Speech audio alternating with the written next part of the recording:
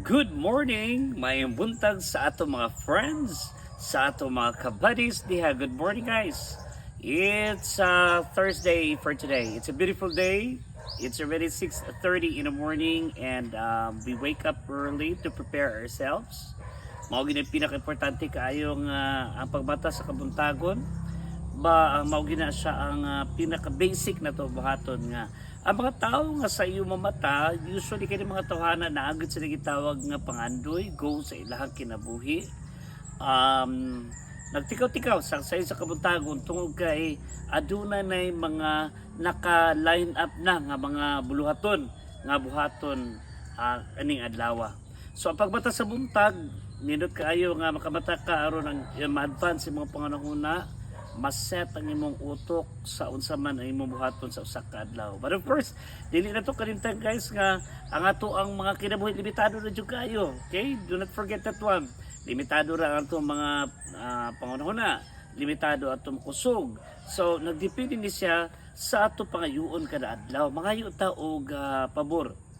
Nag-request sa ato ang labaw nga makagagahom nga aron ihatag niya ang papara sa tuwa sa kabuntagon. Unsa man kaalam, kusog, kalantik sa ato ang mga pangunahuna ug usab ilikay kita sa mga dagko o mga problema. Ilikay kita ngadto sa mga katalagman. Mao nay pangayoon nato kada adlaw aron day by day magpuyo kita nga aduna kita gitawag nato nga bili, no? So yun na nagito buhat sa itong kinabuhi guys, no? That we need to think positively. Now ato kalibutan daghan kay siya nahitabo karon, no? May be political, business, mga relationships, then apo tay madungog karon nga mga grupo nga claiming to be such, claiming to be powerful.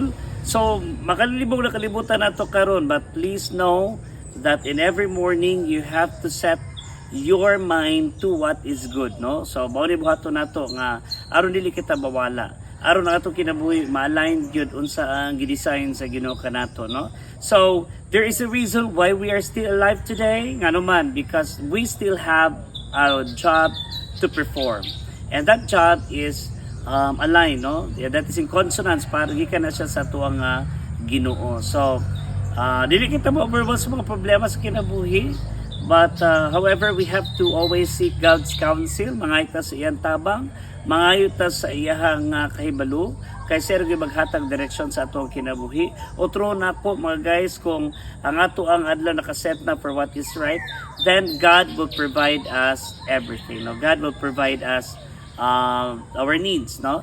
May it be material or may it be part sa atong mga services, atong pantabang, atong kahibalo.